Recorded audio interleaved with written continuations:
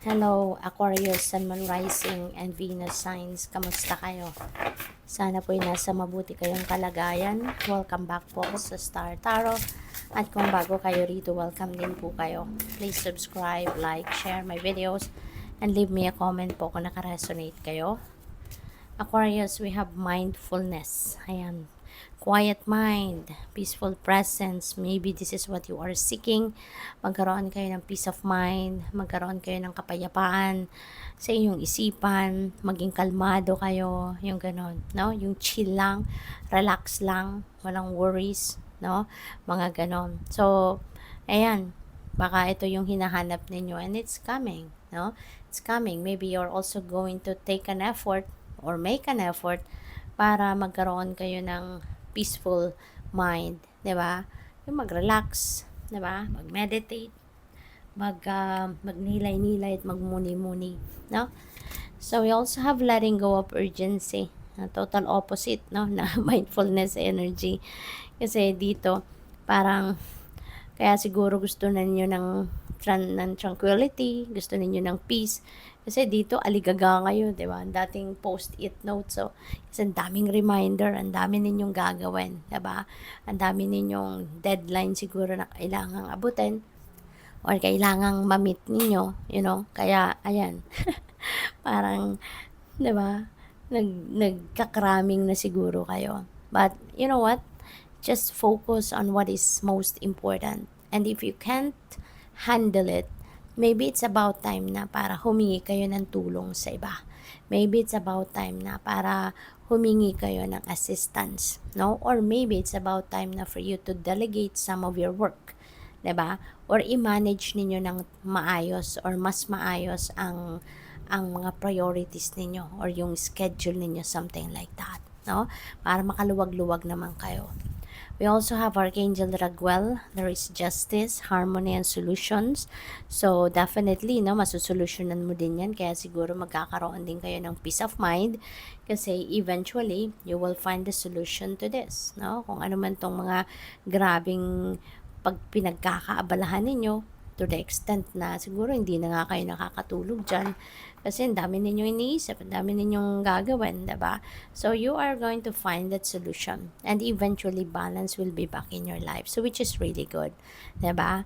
At, you will definitely find the harmony within yourself. Kaya magiging maayos talaga ang lahat. So, if this message resonates with you, you know pretty much kung ano na ang gagawin ninyo. 'Di ba? Para marating ninyo yung harmony within yourself, yung solution sa mga problema ninyo. 'Di ba? Lalong-lalo na dito sa mga deadline na kailangan ninyong i-meet. 'Di ba? So, what else? Tingnan natin kung ano pa ang mga mensahe ni Aquarius.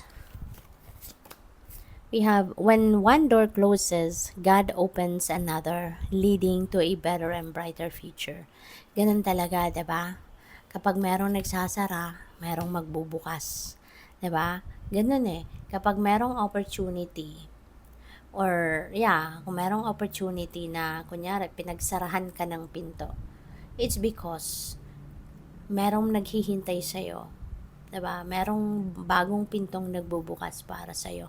And kailangan magsara yung isa because you can't be on two doors, no? Papaano mo hahatiin ang katawan mo? Papaano mo hahatiin ang sarili mo?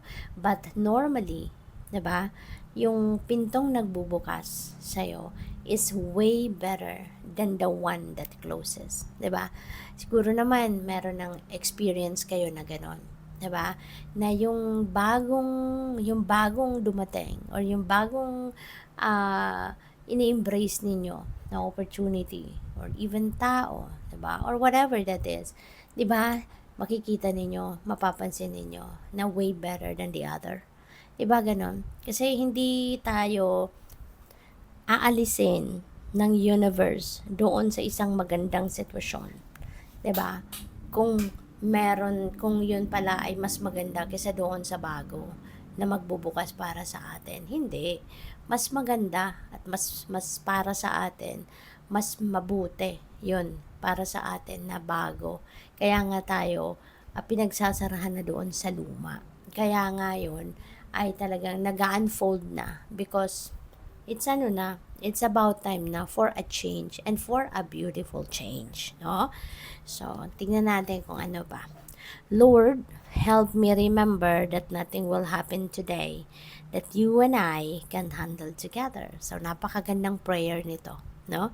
So, siguro, every day, pagising natin, mas magandang dasalin natin ito, no? Na parang ini-invite natin lagi yung Panginoon na lagi siyang nandyan, na lagi niyan tayo'y tulungan, lagi tayong magtutulungan, 'di ba? With Him para sa lahat ng kung ano man ang mangyayari sa araw na iyan. When you love yourself, it's easy to love others. That's very true. Kasi kung hindi mo naman alam mahalin ang sarili mo, paano mo naman matututunan mahalin ang ibang tao, 'di ba? If you yourself doesn't know how to love yourself, how, 'di ba? Papaano kayo matututong magmahal ng iba? Kaya importante na mahal natin ang sarili natin, matutunan nating mahalin ang sarili natin para marami tayong love, no, na nasa sarili natin na pwede nating i-share sa iba. So, tingnan natin kung ano pang mga messages para sa'yo. We have your intuition is your greatest guide. Trust your inner voice. Okay? Kasi the universe is always sending us guidance through intuition. Lagi tayong pinapadalhan ng intuitive messages, no, ng universe. And yan ay guidance para sa atin, para sa araw-araw nating pamumuhay. A powerful spell will bring you and what you desire. Wow. So siguro kayo na baka nagpa-practice kayo ng spell casting, no? Or maybe you are asking someone else, no? Baka nagbabayad kayo ng spiritual worker to spell cast for you. Pwedeng ganun. At kung ano man yung ginagawa ninyo, that is to give your to help you realize, no, kung ano man ang mga heart's desires ninyo. So, a forgotten promise will be fulfilled. So, be patient. Okay? So, merong siguro tao dito na nag-promise sa inyo in the past na parang nakalimutan na niya kasi sa tagal na ng panahon, no? So, inisip niyong nakalimutan na ng taong ito yung pangako niya sa'yo. But, look at that, no? Maaaring tapos ng lahat ng mission niya sa buhay, sa kung kani-kanino, sa iba't ibang lugar, sa iba't ibang bagay.